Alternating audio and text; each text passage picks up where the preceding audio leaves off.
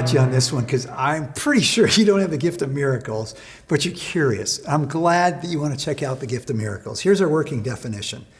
The Spirit-given ability to do that which can only be done through supernatural means, testifying to God's power and arousing or inspiring a sense of awe and wonder in those who see or hear it. That is the miracle. So a miracle is God stepping into this place, his universe, setting aside the ordinary laws of nature to do something extraordinary, says Ken Gangle. Literally, this word means the workings of power. That word miracle literally are the words workings of power, God's power at work. The term may refer to any kind of activity where God's mighty power is evident. So it could be an answer to prayer. It could be a powerful work. It could be powerful deliverance against some demonic force or something like that.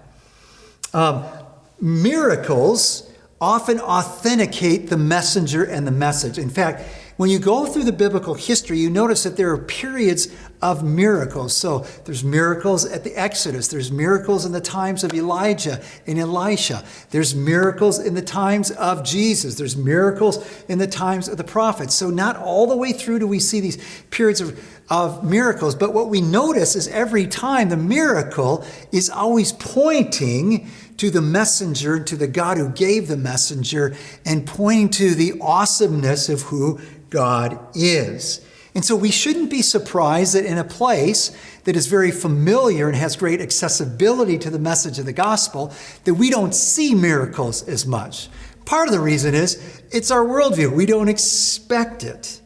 But what we know from other places where the gospel is just making inroads, it's not unusual in those places to see miracles becoming more prevalent. This gift is not exercised at the will of the person. It's not like you go, hey, I feel like doing a miracle today. No. This is God's will moving in that person who has that gift. Maybe it's a one-time gift. Maybe it's a repeatable gift like some of those in the Bible. So the contribution, this gift builds up the body, the church, as we receive a greater sense of awe for God's power, greater sense of confidence in his power. Like, oh my word, he is real. He is alive. He just did this. Amazing. Strengthening our faith, right?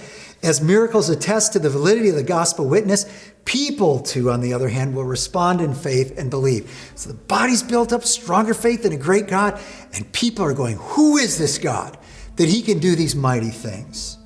All right. Some biblical examples about people with this gift. Jesus, obviously, Peter in Acts chapter 2, Paul in Acts chapter 28, all kinds of examples in the scriptures. Some characteristics. The first one, they're used by God to perform miracles. That's kind of okay, we get that one. Second, they may have a corresponding message, that is, of the gospel, that needs to be authenticated, i.e. the gospel and exhortation to repent and believe. So this person who's able to do a miracle may also be a person who's giving the message to share with these people about the truth of God's love. There's some important cautions. Make sure God gets the glory, okay? Second, as a church, we must remember that not all miracles come from God. And so what do we say here? That not all miracles come from God. What we're saying is, when you go to the Old Testament, primarily the book of Exodus, we see that the magicians of Pharaoh's courts were able to do some of the same miracles. In other words, the enemy, Satan, can actually do miracles as well. So make sure that you have that in your theology. Any miracle worker must be careful to deflect and redirect any and all attention to God. All the praise and glory be to him. That leads us to our next gift. It's called the shepherding gift or the pastor-teacher gift. We love this gift because it's the one that continues to care for our own spiritual growth and development. Check out that next video for that.